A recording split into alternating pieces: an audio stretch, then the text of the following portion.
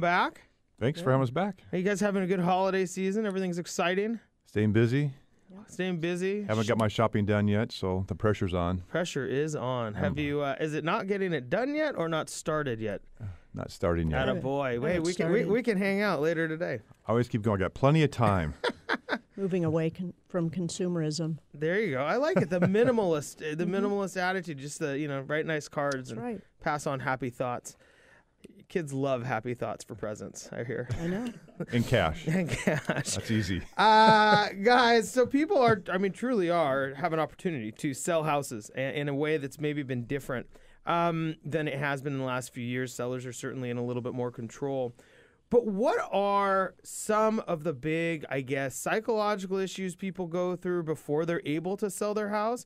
And then maybe how can they wrap their head around it to really make for a successful sale?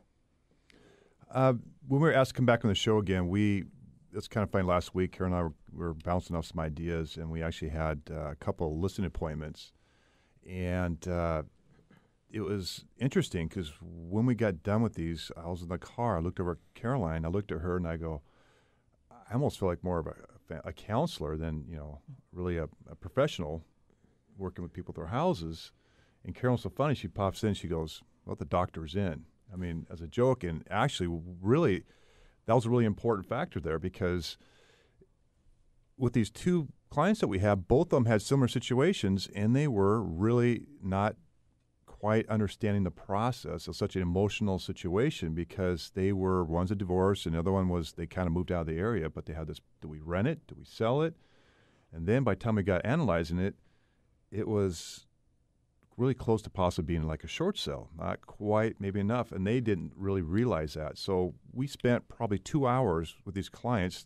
We didn't even open up our computer or bring out a flashy little notebook about us and how we're going to sell their house.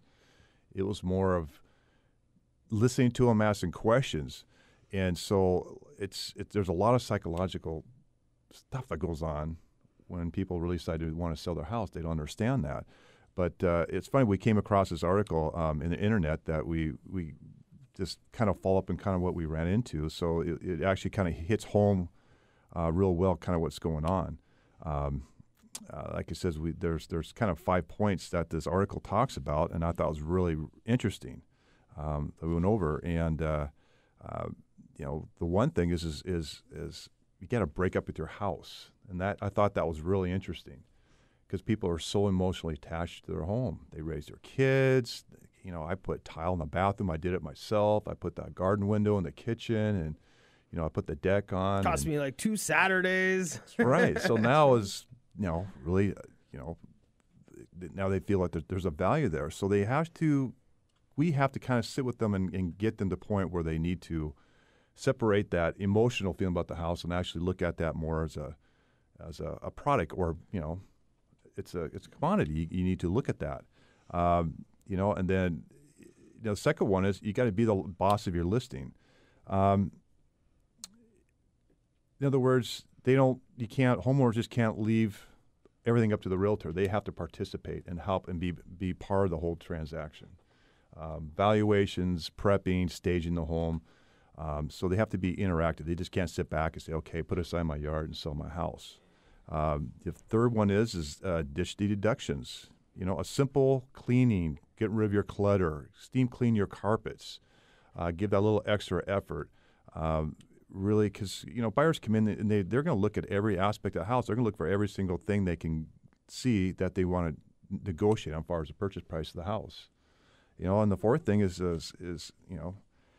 cash on others' mistakes. There's other people out there who basically believe my house is my castle. That's a famous statement. Means this is my house, therefore my house is worth more than the house next to mine because it's my house.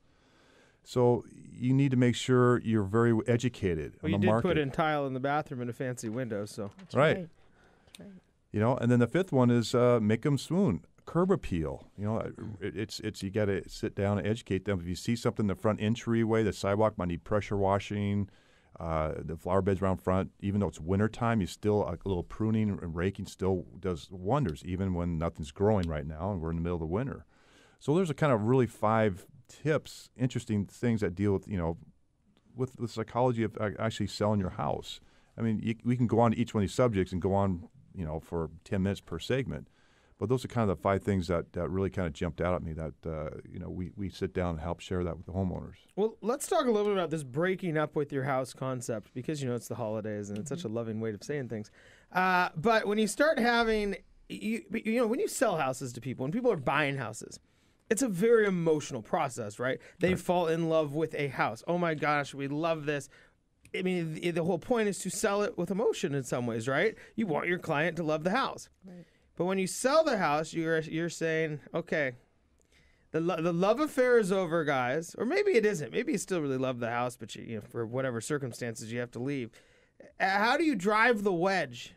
How do you drag the emotion out of somebody so that they can, as I would say, almost think clearer about what's really with the piece of property, the home, the actual physical piece that they're selling? I think you have to. It's part of listening. Tapping into what their goal is for that house, or where their next move is, or what the next steps are, and you can focus on that, which makes it easier to kind of break up with your house. And it's just like I say, they called you there for a reason, and a lot of our conversations we do bring. We have the flashy, And so what do you do? I mean, you're like, okay, take all the pictures of your kids down. I mean, It would seem to me like if there was steps there, getting rid of the stuff that maybe makes it feel like it's yours. Right. I mean, I would have to get rid of all the Seahawks stuff out of my man room, and then I'd be like, well, I don't care where we go as long as I get to bring my footballs and whatnot and bring the kid. But I could see clearing some of those things out. I could see, I don't know, the little chart you draw where your kid and how tall they get and all those things. I mean, you can kind of depersonalize a room. Wouldn't that be a good step for somebody in order to unattach themselves from it? That reminds me, there was a friend of mine that had this Marine room, and it was all, he had this great career as a Marine and was very proud of his accomplishments, and he had an entire bedroom with a complete flag on his wall. And then all of his pictures and his awards and all that. And he's like, boy, no one's, what'd you think? And I go, that room is awesome. So cool. My dad's Air Force. So I'm like, go. And take it all down. But I said, he goes, well, but I'm having trouble selling it. And I said, well, who's going to paint over that flag? Who would go in there? You're going to have to do that. You're going to have to change that room because it feels like it just feels wrong to change that room. And so that's where we kind of went. He goes, yeah, you're right. And so sure enough, he did. But, like I say, he had to do it because no one's. It's almost like, burning a flag to paint over it. So I mean, again, and like, so in that way, it's something that's very personal to somebody. Right. But the next person, I mean, who knows? You have no idea what country they're from. You have no idea what they think about the U.S. Marines. You have no idea what they think about any of that stuff. So now you put yourself in a position where ultimately it could be a huge deterrent. Yeah. Absolutely. Like, somebody might not like the Seahawks. They come into my house. There's no way.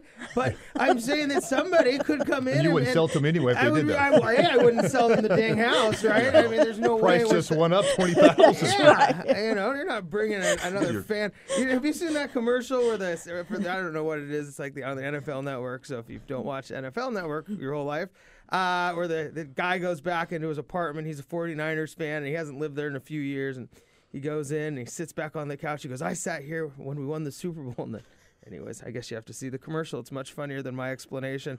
Guys, I saw it. I right? I know what you're talking about. And the guys are unloading the groceries, and the old owner of the house is sitting on the couch watching the game because he goes, wait a second. He scoots the couch half an inch. Okay, there. There. Yeah, you got it. Hey, guys, thanks so much for joining us. We do have to go to break. Again, Joe Eddings and Carolyn Loudenback with the Eddings Group. I'm Brasher. We'll be right back after this break.